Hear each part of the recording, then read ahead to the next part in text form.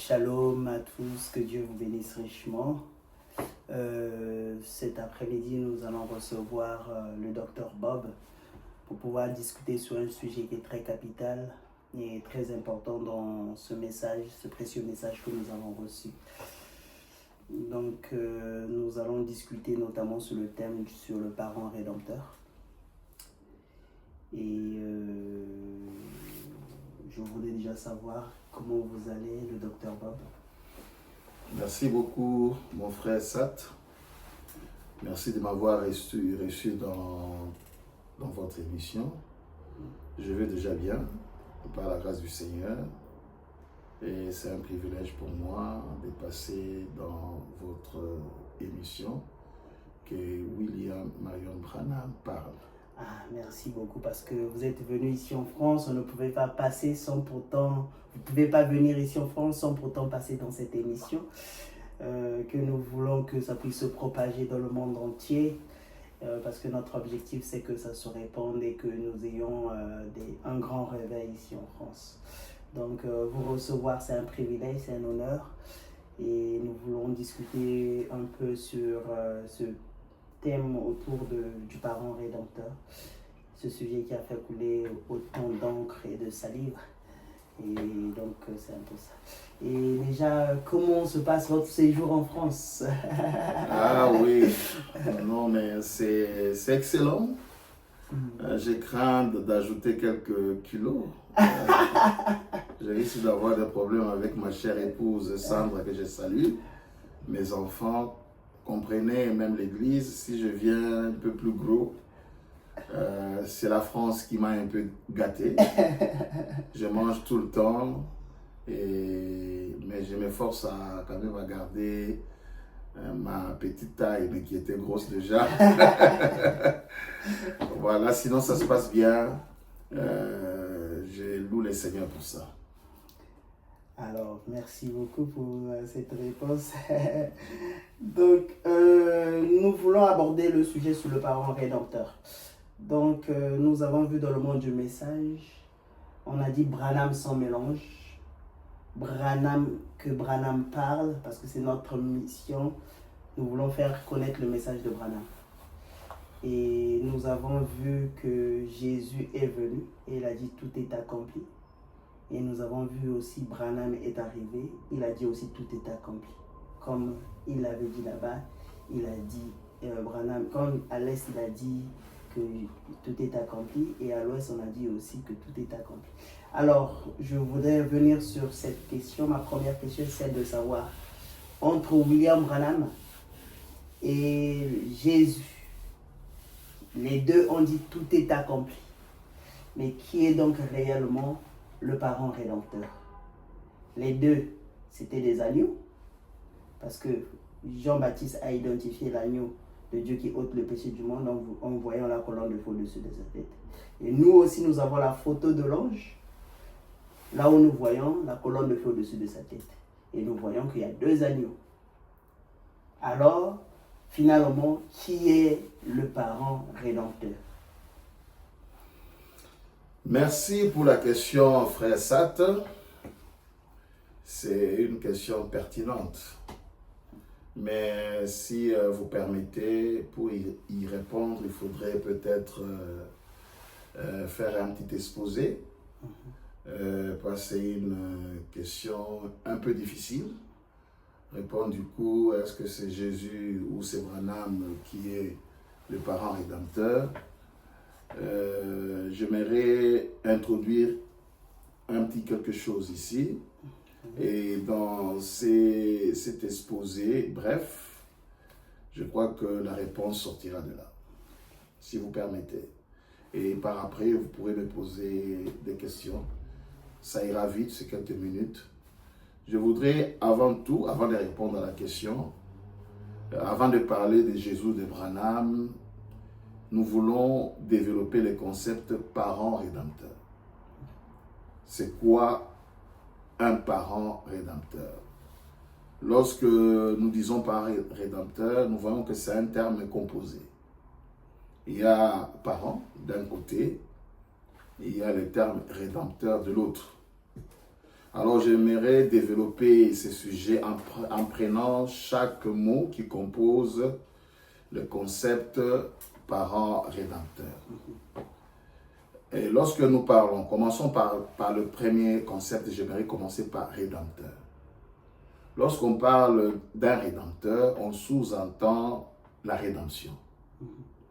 Et qu'est-ce qu'est la rédemption? La rédemption signifie ramener quelque chose qui est perdu. Et comme nous adressons principalement au fait du message, permettez que je lise quelques citations où William Marion Branham explique ce que c'est la rédemption. C'est dans Rédempteur, Rédemption. C'est le titre du message qu'il a prêché le 19 novembre 55. Là, je suis au paragraphe 22. Il dit ceci: j'aime le mot rédemption. Être racheté veut dire être ramené, racheté. Comme je disais ce matin à l'entretien chez les hommes d'affaires chrétiens sur la réconciliation, je disais, la rédemption veut dire que le diable vous avait placé dans un magasin de prêt sur gage, puis Jésus est venu vous en faire sortir, c'est vrai. Donc, grosso modo, la rédemption, c'est être ramené lorsque quelque chose est perdu, lorsque quelque chose est tombé, et lorsqu'on reprend la chose pour la ramener à sa position initiale, c'est ce qui est appelé rédemption. Alors, lorsqu'on parle du rédempteur, parent rédempteur, comme je dis, le mot est composé. Il y a parent, on parle maintenant de rédempteur. Rédempteur, c'est celui qui amène la rédemption. Celui qui opère la rédemption est appelé rédempteur. Maintenant, il y a lieu de se poser la question, qui avait perdu quoi pour qu'on parle de la rédemption? Qui a perdu quoi? Donc, dans la Bible, dans l'histoire de la rédemption, nous savons que c'est Dieu qui a perdu son premier Adam. L'homme que Dieu a créé pour qu'il soit dans la paix, dans la joie en Éden, était perdu à cause du péché. Et directement à ce moment-là, Dieu a actionné le programme que nous appelons la rédemption. Il s'agit de ramener l'homme qui est tombé. Mais l'homme, en tombant, n'est pas tombé seul, il a entraîné toute la création dans sa chute. Donc, Dieu, comme il est riche en bonté, il a actionné ce que nous appelons la rédemption. Donc, d'un côté, Dieu a perdu l'homme, et qu'est-ce qui a été perdu? C'est l'homme et la création. Dieu est donc le premier rédempteur. Dieu prie de manière brute. Dieu, c'est lui le rédempteur. Avant que je ne parle de Jésus ou de Branham, le Dieu là, et quand je dis Dieu ici, je vois l'Esprit. Je vois la grande fontaine. Je vois Elohim. C'est lui qui a perdu l'homme qu'il a créé. C'est lui le rédempteur. Alors, dans le mot composé, d'ailleurs, nous pouvons lire une écriture où William Branham dit Dieu est le rédempteur. Nous sommes dans l'approche vers Dieu, prêché le 29 janvier 55, paragraphe 96. Je prends directement l'endroit pour aller vite. Je ne peux pas abuser de votre émission. L'unique personne qui peut nous donner la naissance de la façon correcte, c'est Dieu, notre mère, notre père, notre rédempteur et notre bien-aimé. Dieu, c'est lui le rédempteur. Or, il n'y a qu'un seul Dieu, ce qui signifie qu'il n'y a qu'un seul rédempteur. C'est cet esprit-là, la grande fontaine, Dieu, l'esprit, qui est le rédempteur. Maintenant, il y a d'autres écritures qui en parlent. Nous prenons maintenant le deuxième mot, composé parent. C'est parent rédempteur. Parent, selon la définition scientifique, c'est un mot français, évidemment, ça a plusieurs sens. En droit ou en famille, parent désigne un père ou une mère, et au sens élargi, c'est un lien de parenté. Un parent peut désigner toute personne unie par le sang. C'est-à-dire oncle, tante, grand-mère. Donc tout ça, ce sont des parents. Voilà, maintenant, parent rédempteur. Dieu est rédempteur. J'aimerais insister là-dessus, cher pasteur. Dieu est rédempteur. On n'a pas dit Dieu est parent rédempteur. Dieu est rédempteur. Mais dans la loi, dans l'Ancien Testament, on a dit le rédempteur, pour exercer sa rédemption, il doit être un parent. Dieu, parce que c'est lui qui a perdu, c'est lui qui veut racheter, mais il y a la loi de la rédemption qui entre en scène. Or, cette loi, c'est Moïse qui l'avait promulguée ou qui l'avait annoncée. Cette loi, Dieu, c'est lui le rédempteur, parce qu'il y a une différence entre le terme unique rédempteur et le terme parent rédempteur. Dieu est le rédempteur parce que c'est lui qui cherche à gagner l'homme. Mais selon la loi que Moïse avait donnée, même en Lévitique, dans question-réponse sur les Hébreux, deuxième partie, du 2 octobre 57 au paragraphe 982, écoutez ce qui est dit. Eh bien ainsi, quand Jésus est mort là, c'était Dieu manifesté en chair, Dieu était devenu un homme. Dans la loi de la rédemption, le seul moyen pour un homme de racheter Israël de sa condition déchue, c'était d'être un parent. Il devait être un parent proche.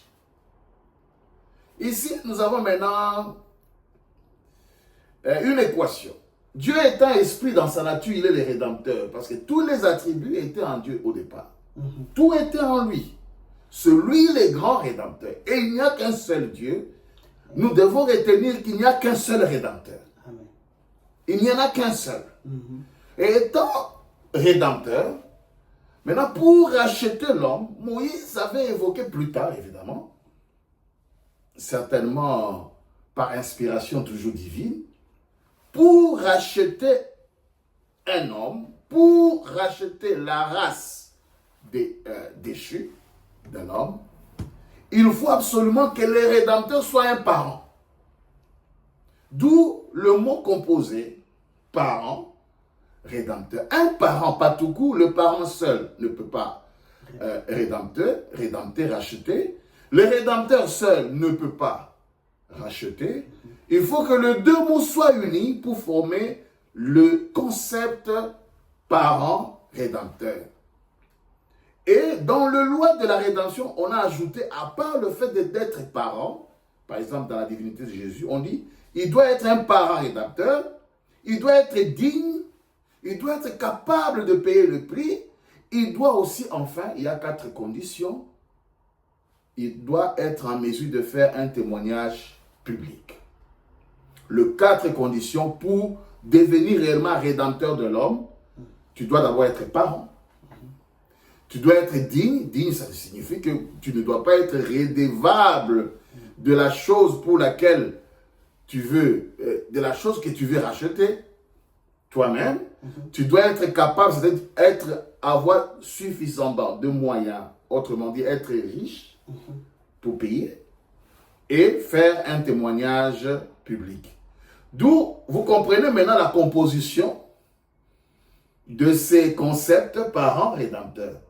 Rédempteur, mais parent. Mais il y a certaines personnes qui disent ceci, que Jésus est le parent rédempteur parce qu'il a accompli, il a montré cela. Il a dit que venez à moi vous tous qui êtes chargés et fatigués, je vais vous donner le repos. Celui qui donne le repos, c'est celui qui est suffisamment riche. Il a fait le témoignage public, nous avons vu ça à la montagne de la transfiguration, là où il a fait le témoignage public que je l'ai racheté.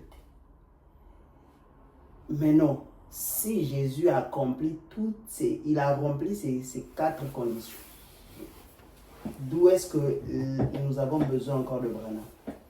Puisque Jésus a accompli chaque point montrant qu'il était le parent rédempteur. Et il a dit tout est accompli. Maintenant, pourquoi disons-nous encore que Branham est le parent rédempteur? D'où il y a 2 tendances. Il y a certains qui disent que Jésus est le parent rédempteur parce qu'il a fait le témoignage public.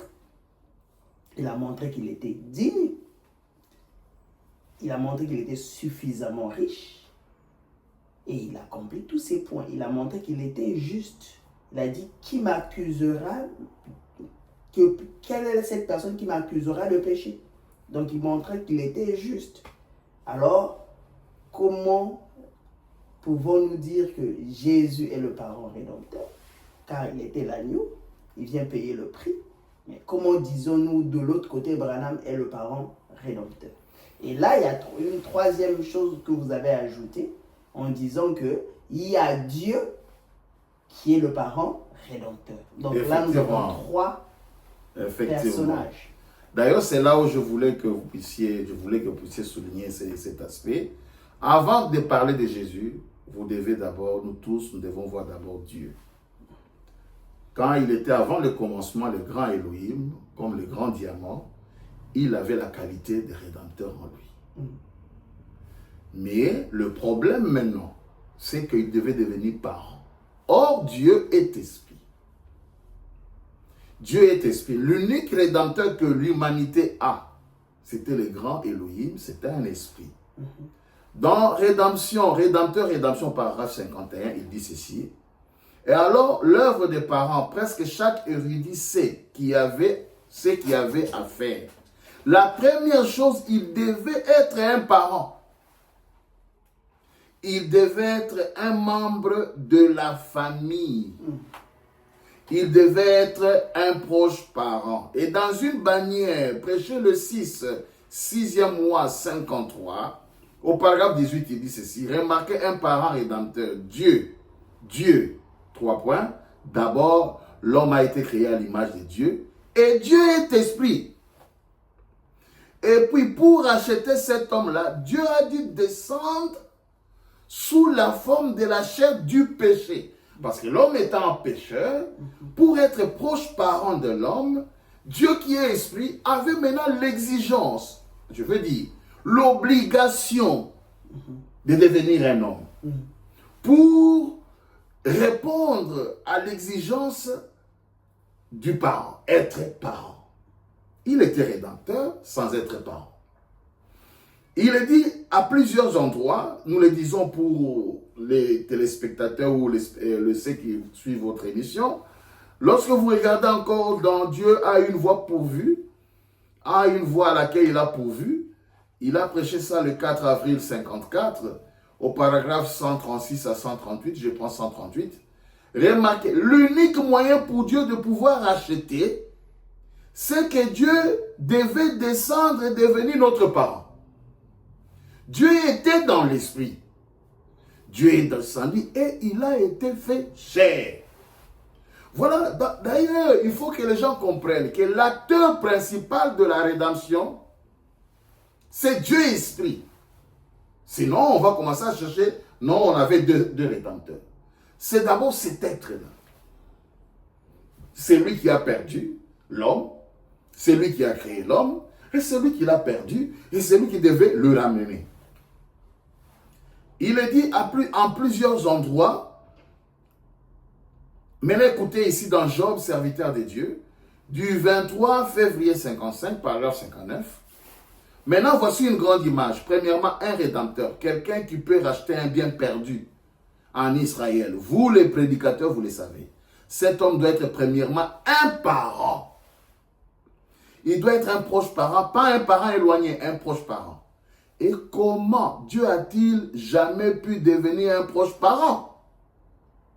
Branham répond, c'est quand Dieu lui-même a été fait chair.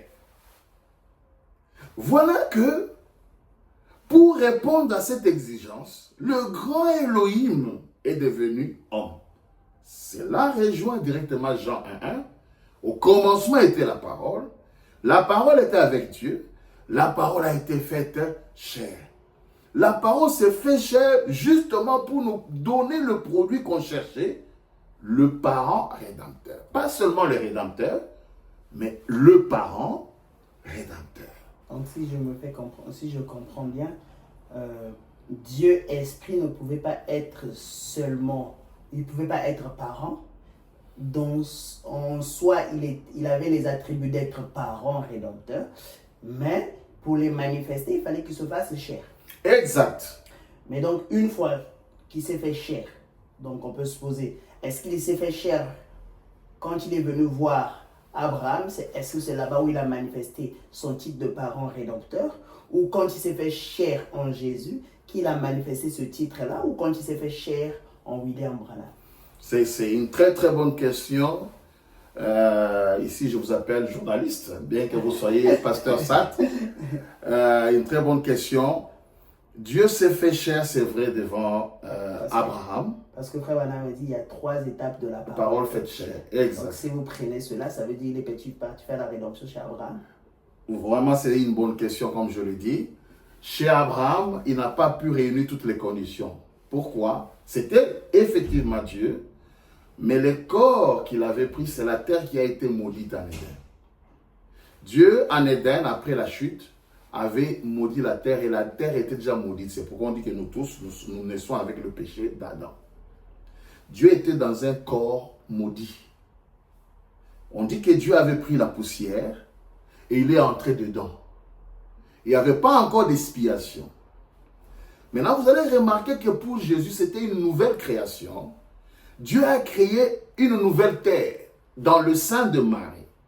On a dit ça, c'est pour répondre à la dignité. Pour être digne, il ne faut pas être redevable par rapport au péché commis.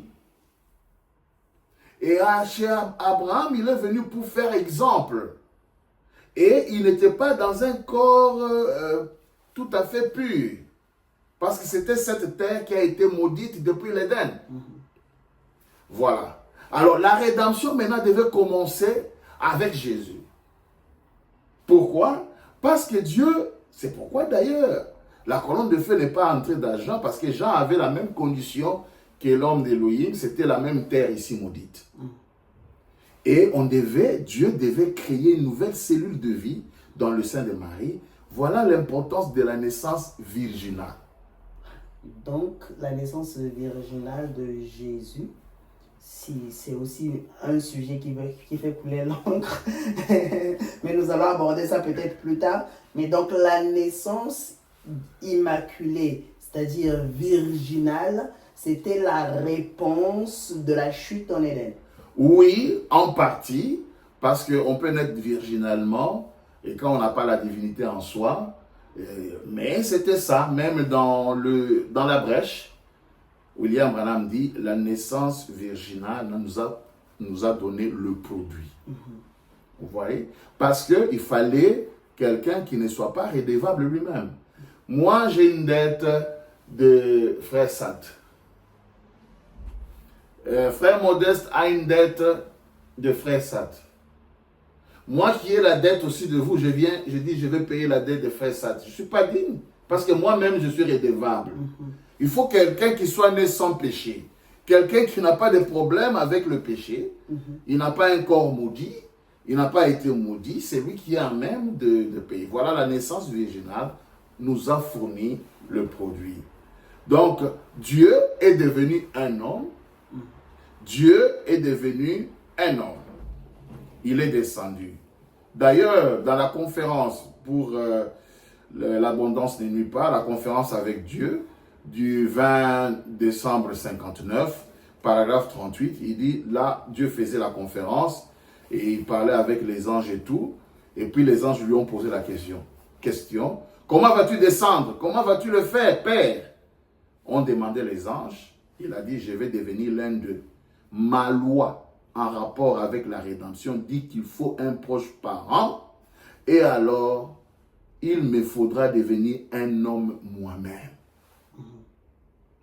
Donc lorsqu'on dit que Dieu doit devenir parent, c'était Dieu qui devait devenir homme, porter la chair.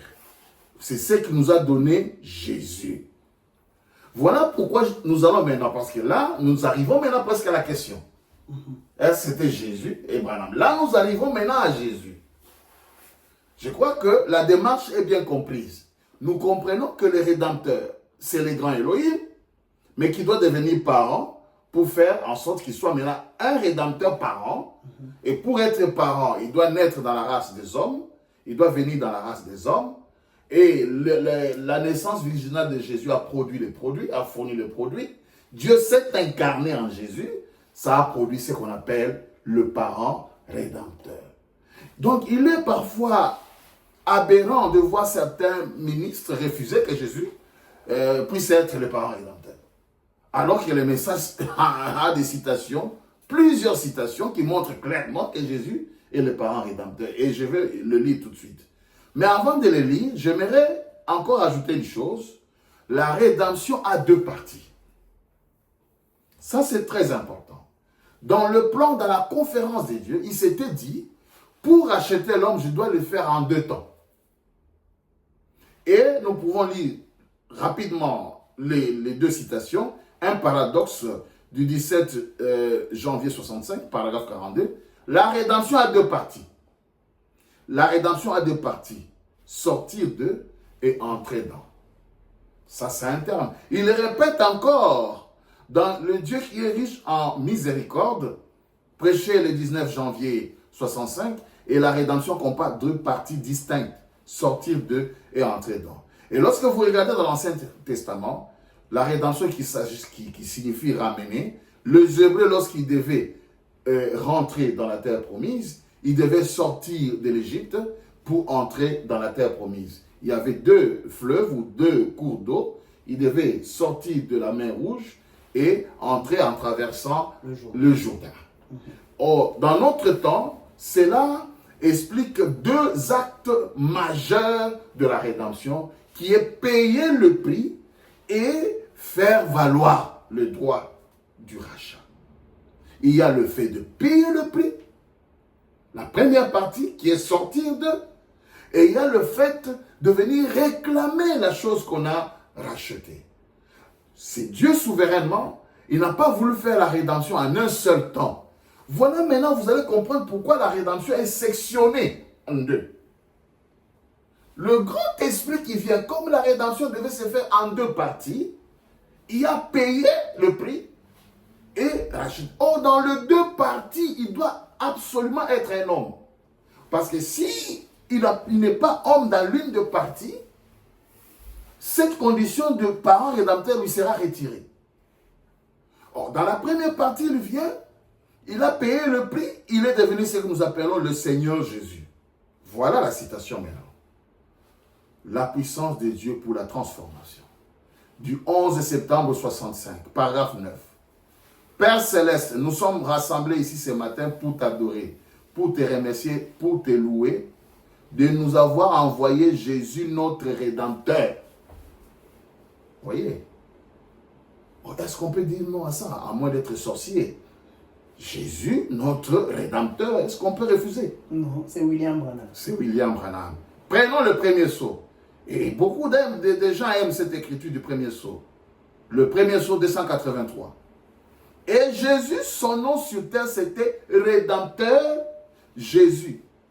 Quand il était sur la terre, il était le Rédempteur. C'est faux. Non, c'est écrit, c'est vrai. Amen. Je dis c'est faux parce que quand je dis ça à certaines personnes, ils disent c'est faux. Mais Branham dit c'est vrai. Donc Jésus était le Rédempteur. Or, il n'y a qu'un seul Rédempteur, c'est ce qui montre que Jésus est le Dieu là. Puisqu'il n'y a qu'un seul Dieu. Et il n'y a qu'un seul Rédempteur, il n'y a qu'un seul être qui a perdu l'homme. Qui peut perdre quelque chose qui ne lui appartient pas? L'homme appartenait à Dieu et le seul à avoir perdu, c'est Dieu. Et c'est lui qui avait la responsabilité de racheter cet homme. Il ne pouvait pas envoyer un ange parce que c'est sa propriété. C'est lui qui doit racheter. Alors, Jésus étant le Rédempteur, or il n'y a qu'un seul Rédempteur, Jésus ne doit pas être différent de ces Elohim. C'est simplement la manifestation de Dieu Elohim maintenant devenant réellement parent. Voilà la première. Et quand maintenant il est venu Jésus, comme nous avons dit que la rédemption a deux parties, ici il est venu faire sortir les gens du judaïsme. Par son sang qui est la mer rouge à l'époque, payer le prix, il est venu faire sortir les gens de la tradition juive. C'est ça la mer rouge. Et voilà pourquoi il est symbolisé par son sang. Il devait payer le prix. Il a payé le prix Et il est mort, comme on a dit ici, Jésus, son nom sur terre, c'était Rédempteur Jésus. Quand il était sur la terre, il était le Rédempteur, c'est vrai. Mais une fois qu'il a conquis la mort, donc il est mort, et les séjours de mort, il les a vaincus et qu'il est monté en haut, il a reçu un nom nouveau. On va y revenir. Ici, dans ce passage, nous voyons les deux temps de la rédemption. Il y a les deux parties distinctes de la rédemption. Donc Jésus, c'est le Rédempteur ressuscité. Branham le dit. La preuve infaillible de la résurrection, paragraphe 42. Prêché le 14 janvier 57.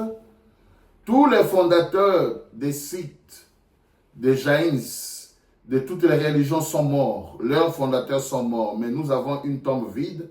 Notre Rédempteur est ressuscité. Donc le Rédempteur que nous avons est ressuscité. Ça c'est Branham, il parlait de Jésus. Il est mort, il est ressuscité. Il a reçu un nom nouveau. Maintenant, il y avait une promesse. Maintenant, je vais dire une chose, frère Sat, de peur que tu puisses m'interrompre avec d'autres questions. Cette qualité de parent, quand Jésus est mort, a été perdue. Il disait, je viens du Père, la lumière, je retourne au Père. Le corps physique a été élevé et est entré dans la colonne de feu. D'où il n'est plus homme. Il est rédempteur, mais il a perdu la qualité du parent. Il est devenu colonne de feu. Et d'ailleurs, quand Paul l'a vu sur le chemin de Damas. Le chemin de Damas, il a dit, je suis Jésus, la partie esprit. Nous allons lire ça. Il a perdu la qualité. Il est rentré colonne de feu. Écoutez ici d'ailleurs, c'est une bonne écriture, messieurs, nous aujourd'hui on voit Jésus. Du 26 février 57, paragraphe 20. Il dit, il était un homme lorsqu'il est venu sur terre. Il est descendu dans la chair pour ôter les péchés. Il avait dit, je viens de Dieu et je retourne à Dieu. Il est retourné à Dieu. Après sa résurrection, il y eut un homme qui l'a vu après sa résurrection, après qu'il fut monté au ciel, et que son corps a été ramené auprès de Dieu, et qui s'est assis sur le trône. Un homme l'a vu. Je crois que c'est dans Actes, vers le chapitre 8, le chapitre 9, quelque part là. Et cet homme s'appelait Paul. Il était en route vers Damas, et une lumière l'a terrassé en plein jour, et il a dit, qui es-tu, toi que je persécute? Il a dit, c'est Jésus. Il était sous la forme de l'esprit, écoutez. Et c'est sous cette forme qu'il sera jusqu'à ce qu'il reviendra dans son corps physique. Donc, à un certain moment, son corps physique a disparu de vie de Jean. Il devait rester dans les âges de l'Église sous cette forme spirituelle, autrement dit, ayant perdu la qualité de parent. Il est resté rédempteur sans être parent. Parce que nous sommes les hommes, on a maintenant affaire à un esprit. Maintenant, il sera sous la forme de l'esprit une lumière. Dieu est lumière, il était la lumière au commencement et il est toujours la lumière. Il a été fait chair, il est retourné à la lumière. Et sera lumière jusqu'à ce qu'il reviendra dans la chair. Donc, ayant perdu la qualité parentale, la qualité du parent, par sa résurrection, la terre n'avait plus un parent rédempteur. Nous avons maintenant un esprit. La lumière. Mais le message promet qu'à la fin, il reviendra dans la chair. Et il ajoute, lorsqu'il reviendra la seconde fois dans la chair. Donc, nous avons ici Jésus, le parent rédempteur. Il perd sa qualité, ayant seulement accompli la première étape de la rédemption. C'est seulement ça qu'il a accompli. Il a payé le prix, mais il n'a pas fait valoir ses droits. Il a seulement payé le prix, il est mort. Mais on nous promet qu'il doit revenir. Dans son corps physique. Dans son corps physique encore, mais dans la chair. Ce sont les écritures que nous avons ici souvent. Dans Ensevelissement, là où William Branham dit clairement, paragraphe 75, que notre Rédempteur est vivant et qu'il reviendra un jour. Le même Rédempteur, j'aimerais insister, le même Rédempteur reviendra un jour. Parce qu'il a perdu sa qualité, il est retourné en esprit, mais il doit revenir encore dans son corps physique, dans un corps. C'est pourquoi, et ici, j'interpelle nos frères, surtout ceux qu'on appelle nos frères du 3e Exode. Je ne sais pas qu'est-ce qu'ils font de ces écritures. Dans la divinité de Jésus, il est dit ceci. Jésus vient 3 fois. On va faire quoi avec ces écritures? Parce que j'apprends que pour certains, Jésus n'existe pas. Mais on nous dit Jésus vient 3 fois. Il est venu la première fois pour racheter. C'est ça, la première partie. Il est venu la deuxième fois pour prendre son église, la deuxième partie, et la rédemption termine. La troisième fois, c'est avec son église, c'est pour les règnes. Ça, c'est maintenant les règnes. Parce qu'il paye le prix, il réclame, maintenant il va régner. Alors, William Branham dira que c'est une rédemption glorieuse.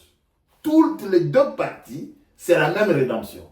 Ce n'est pas qu'il y a une rédemption à l'est et il y a une autre rédemption à l'ouest.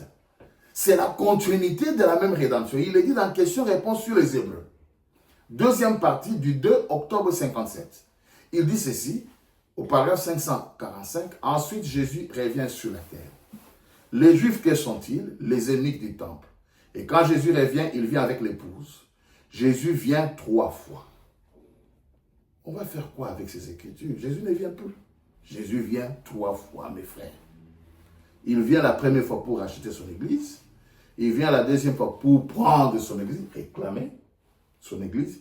Et il vient la 3e fois avec son église. 2e fois, 3e fois, c'est la même venue. Ça, on en parlera dans une autre émission. Voyez-vous? Exactement. Ainsi, ce n'est qu'une seule parfaite et glorieuse venue. Ce n'est qu'un seul parfait et glorieux Dieu. Pas de Dieu.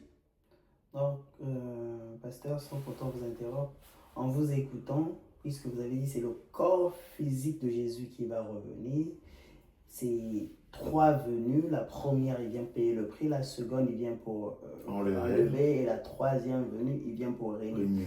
Et donc, en regardant, là, c'est le même Jésus physique de Galilée qui revient. Oui. Donc, en ce sens, Branham n'est pas le parent rédempteur. Alors. Non, mais on y va. C'est là où je vais atterrir. Ok. C'est là où je vais, tout justement. Jésus vient 3 fois. Là, déjà, ce sont des acquis, des repères qu'on ne peut pas ôter. On doit voir Jésus dans toutes les venues là. Première venue, c'est Jésus. Deuxième venue, c'est Jésus. Troisième venue, c'est Jésus. Et il dit que c'est le même Dieu. Il dit qu'il vient 3 fois avec son église. 3e fois, voyez-vous exactement ici, ce n'est qu'une seule parfaite et glorieuse venue. Ce n'est qu'un seul parfait et glorieux Dieu. Ce n'est qu'un seul parfait et glorieux Christ. Une église parfaite et glorieuse. Une rédemption parfaite et glorieuse. Le 2 là, le 3 là, c'est ça, ça forme la rédemption complète et glorieuse. Tout ça, cela vient sous forme de la Trinité. Mais tout cela en un. Vous voyez, ce ne sont pas 3 personnes. Non. Pas 3 ceci ou cela. Ce n'est qu'une seule personne. Quand il dit Jésus vient la première fois, Jésus vient la deuxième fois, Jésus vient la troisième, ce n'est pas un Jésus là-bas, un autre Jésus, 3 Jésus. C'est le même Jésus comme vous avez posé la question. Mais néanmoins, après sa résurrection, nous savons qu'il y a quelque chose qui s'est passé.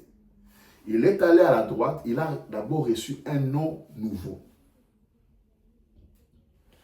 qui a été scellé, caché. Maintenant, quand il vient récupérer sa qualité de parent. J'ai dit qu'à sa mort, à sa résurrection, il a perdu cette qualité parce qu'il est retourné sous forme de lumière. Il est devenu colonne de feu. C'est comme avant, Dieu il était rédempteur, mais il ne pouvait pas rédempteur parce qu'il était esprit.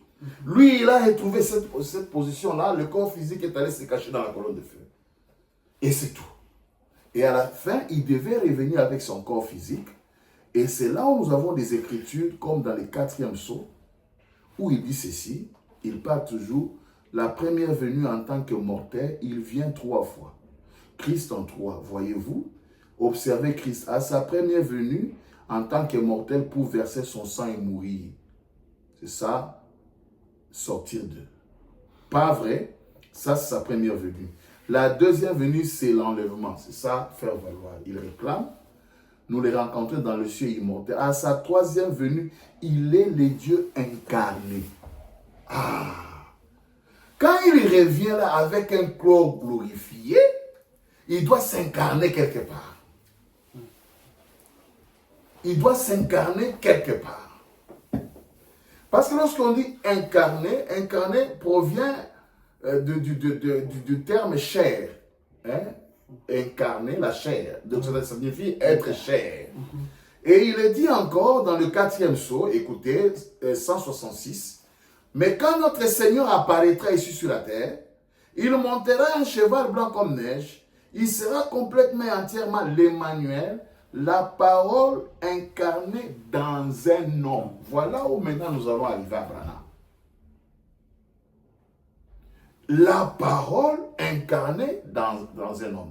Voilà pourquoi dans la 6e dimension, on a dit à Branham, Jésus viendra à toi.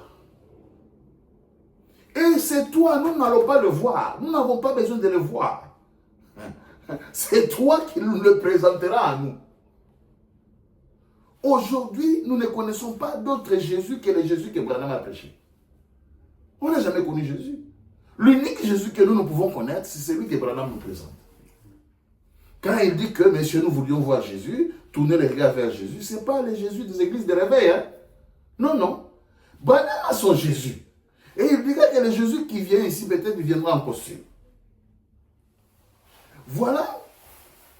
Et dans le 3e sceau, il dit encore, il parle du message, qu'est-ce que le message pour vous, qu'est-ce que le message des autres, au paragraphe 197, vous savez exactement ce qui allait se passer maintenant et pour l'Église. Qu'est-ce que c'est?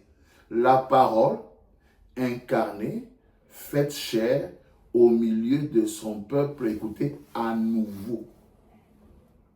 À nouveau. Donc, Jésus devait revenir, s'incarner. Oh, s'incarner en qui? Dans son épouse. Et là, on parlera peut-être dans une autre émission pour montrer que l'épouse, c'est une personne. Et celui qui a été enlevé, c'est une personne. L'épouse a été enlevée et il revient avec l'épouse et il s'incarne dans l'épouse. Maintenant, dans les temps présents de mon ministère, William Branham a fait une forte déclaration en disant ceci. Avant l'enlèvement, qu'est-ce qui arrive? Il dit au paragraphe 132, il dit, le Seigneur viendra vers son temple. Donc il y a un temple. Prendra les siens dans l'enlèvement. Il doit venir vers le temple. Et lorsque vous allez chez David, dans Psaume, il dit que là où il a dressé une tente pour le soleil, un temple, un corps. Et le soleil, c'est ça le logos. Or, Jésus étant devenu le corps glorifié, il a un peu perdu de sa qualité là, vraiment de parent de l'homme, la chair pécheresse. Il vient avec son corps, il doit venir dans un temple à l'extrémité du monde où il a dressé une tente. Il dit, le Seigneur viendra vite vers son temple. Ici, ce n'est pas le temple que les Juifs vont construire, comme nos amis du 2e exode attendent. Oh, il va construire un temple là en Israël. Non. Jésus a dit, détruisez ces temples. Et en 3 jours. Et en 3 jours. Maintenant, ce temple-ci, c'est un homme. Nous appelons ça le temple du millénium. Il vient tout droit vers son temple. Et quand il vient dans ce temple, il dit, prendra les siens dans l'enlèvement. Autrement dit, vous ne pouvez pas vous attendre à l'enlèvement sans voir ce temple. Vous allez aller à l'enlèvement comment? Parce qu'il doit d'abord venir dans un temple. Voilà maintenant là où Branham apparaît. Branham est venu comme croyant de Jésus. Branham est venu comme le vainqueur. Branham est venu comme Jean 14, puisqu'on dit celui qui croira ces choses fera des œuvres plus grandes. Un croyant. Jean 14, 12. Il fallait un croyant qui ait réellement la vie de Jésus et qui joue le ministère de l'épouse. C'est pourquoi il dit le ministère de Jésus, ça doit se réincarner dans son église. après tout, c'est ce que tout le monde croit. Après tout, c'est moi qui suis concerné là-dedans. Vous voyez? Alors, Branham, d'abord, les gens, ceux qui ne comprennent pas, il joue le rôle d'un croyant, prédicateur, et il évolue, il manifeste la vie de Jésus, il manifeste le signe de Jésus. C'est ça l'église sans tache ni ride. Alors, quand Jésus voit en tant qu'Adam, il dit, voici cette fois-ci, celle qui est le ministère de mon ministère, voici cette fois-ci la chair de ma chair, l'os de mes os. Donc, il voit l'identité de sa personne sur la terre, il se voit lui-même, c'est pour que les deux pyramides s'entrecroisent. Et c'est là où nous disons que Jésus s'est engouffré majestueusement en Branham. Alors, il y a combien de rédempteurs? Nous voyons, le même Dieu qui est le rédempteur s'est manifesté en Jésus, et les deux là viennent se manifester en Branham. C'est l'effet de vague. Hein. Quand la vague vient, même dans l'océan, la première vague termine sa course dans la deuxième, et les deux là viennent, c'est ça. C'est comme ça. Moi et le Père, nous ferons la demeure en lui. Et voilà que maintenant, Branham devient le terminus du Rédempteur. Voilà d'où maintenant provient cette écriture. Branham commence à jouer comme une écriture, un rôle. C'est lui le Rédempteur du premier jour. Le Père qui est venu dans sa première partie avec Jésus. Et il vient maintenant dans sa deuxième, la rédemption ayant deux parties. Dans sa deuxième partie avec William Marion Branham. Et de là vient cette écriture que j'aimerais lire rapidement. Cette écriture.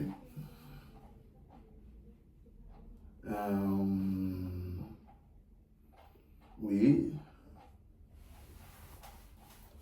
Voilà, un frère rédempteur, le frère rédempteur. Le retour et le jubilé. Du 22 novembre 62, paragraphe 45. J'ai pris beaucoup de temps, je termine avec cette écriture.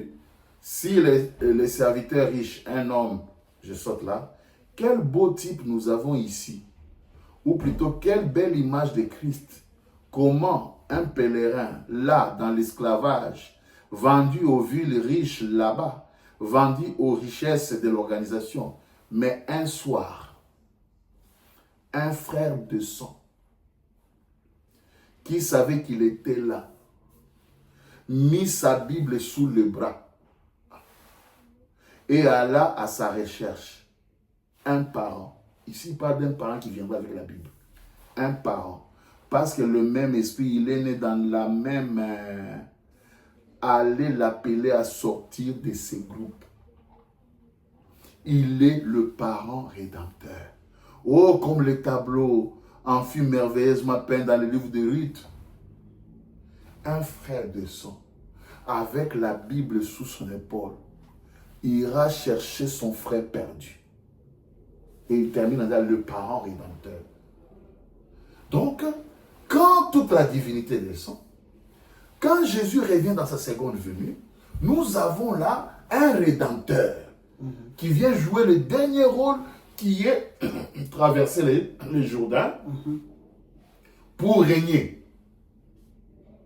C'est ça, d'où, en conclusion, il n'y a qu'un seul rédempteur qui était d'abord l'Esprit, le grand Esprit, mais dans l'œuvre de la rédemption, il s'est manifesté à l'Est avec un nom, Jésus, et à l'Ouest, pour terminer, avec un nom, William Marion Branham. Pasteur, donc je voulais encore revenir sur ce point. Donc, si je peux résumer ce que vous avez dit, donc vous avez montré que le Rédempteur, c'est Dieu qui avait ses attributs, étant donné qu'il devait être parent rédempteur. Donc, il a cherché une chair humaine, et comme si la terre était pécheresse, donc je reprends ce que vous avez dit. Donc, il a fallu qu'il crée une nouvelle terre dans le sein de Marie, afin qu'il s'incarne pour pouvoir accomplir la première partie.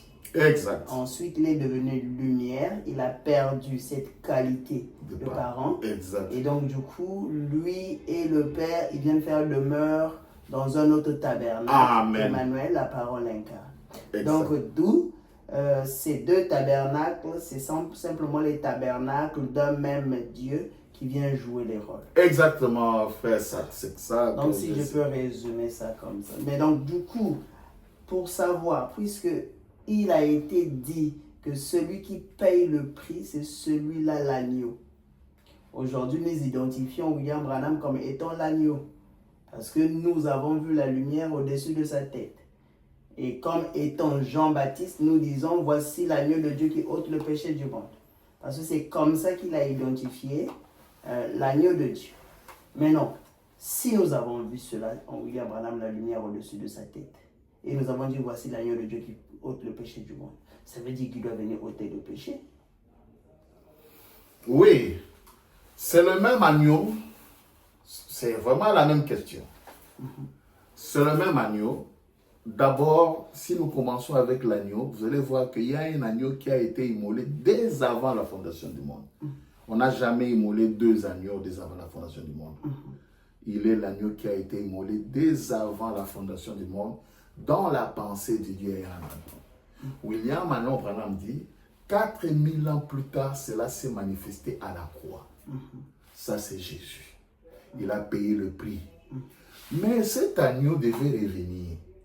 Et en Apocalypse, on l'a vu revenir, mais on l'a appelé les lions. On a dit, voici les lions de la tribu de Juda. Et quand Jean a regardé, il a vu c'est un agneau sanglant, comme immolé. Et quand William Branham développe, il dit qu'il a été immolé sur une croix. Il a vaincu, il a prévalu à Gethsemane.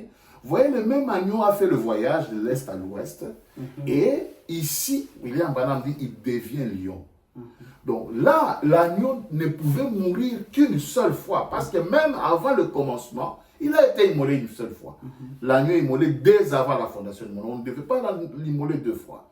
Il a déjà été immolé. Mais à la croix, cela s'est matérialisé tout simplement. Et ici, il vient régner comme lion. Le lion n'est pas un animal du sacrifice. Le lion est un animal, on appelle d'ailleurs le roi de la forêt, du règne. Voilà. Donc, je voulais juste compléter ceci. Branham a dit, je crois, dans le lieu d'adoration, il dit ceci, que les Juifs avaient un agneau et les nations ont le véritable agneau. Sur cette question-là, nous savons, si nous identifions les Juifs ont eu un agneau, Jésus a dit, je ne t'ai qu'envoyé aux brebis perdues de la maison d'Israël.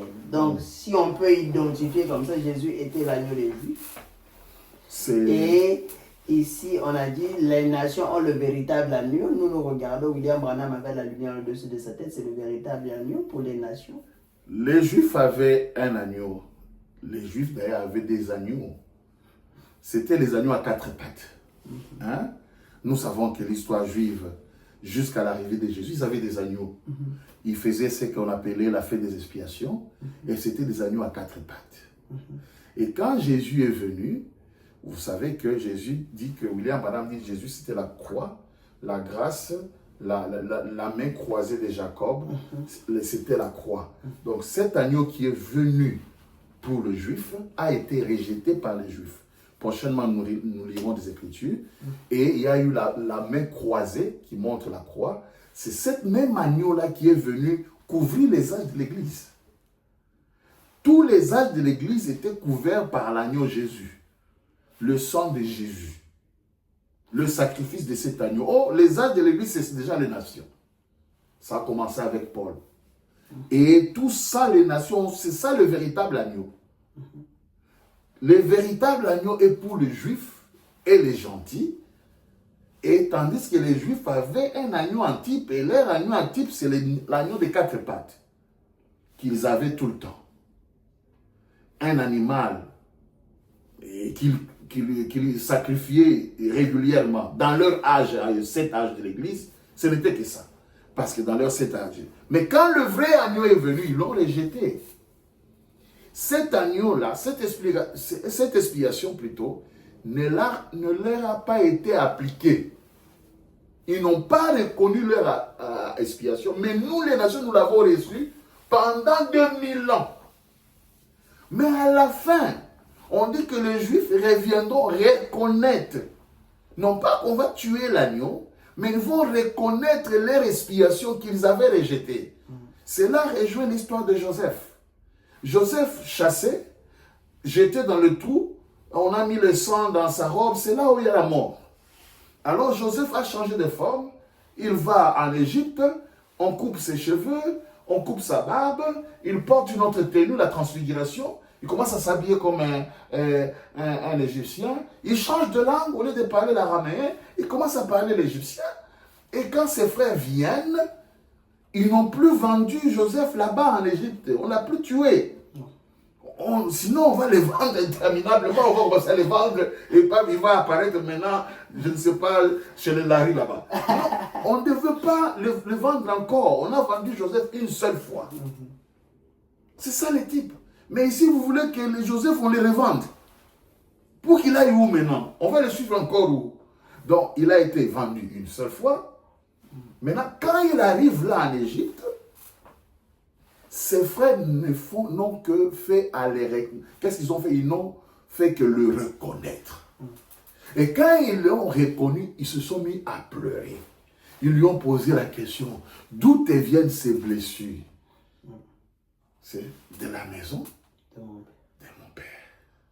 C'est ça. Donc l'agneau, il n'y a qu'un seul agneau depuis la fondation du monde qui a été immolé.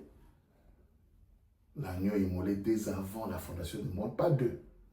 Pas les agneaux immolés, un seul. Et lorsque nous suivons, c'est comme ça que je dis même pour les rédempteurs, vous voyez que ça commence toujours là. Tout commence là. Maintenant quand on vient, il se manifeste et il se manifeste. Et maintenant, quand il se manifeste, c'est une expiation vivante, mais parce que c'est le lion. On ne peut plus les tuer. Alors c'est toujours les mêmes agneaux, mais sous forme lion. Voilà. Merci beaucoup, pasteur, pour avoir répondu à nos questions. Merci à vous. Je vous laisse dire un dernier mot à ce sujet. Et on va revenir encore sur ce même thème parce qu'on a plusieurs choses à développer là-dessus. Donc, je vous laisse dire le dernier mot. Merci. Je voulais tout simplement vous remercier, frère Sat. J'espère que je me suis bien fait comprendre. Ce que je veux dire à nos frères, surtout mes frères du Troisième Testament, c'est de garder la parole dans la continuité. Dieu, il n'y a qu'un seul Dieu. S'il n'y a qu'un seul Dieu, donc le Messie réel ne doit être que seul. Et le Rédempteur, il n'y aura qu'un seul, mais qui vient en plusieurs étapes. Merci beaucoup. Juste pour compléter, le troisième... J'aime bien qu'on puisse dire le troisième testament parce que moi je trouve que c'est une aberration de dire le troisième exode. Je sais pas je partage votre avis. Je partage votre avis. Parce que l'exode, c'est le voyage. C'est le voyage. Oui. Donc nous mangeons déjà la chair du Fils de l'homme. Donc on n'est plus dans le voyage. C'est mieux de dire troisième testament. Non, que Dieu vous bénisse.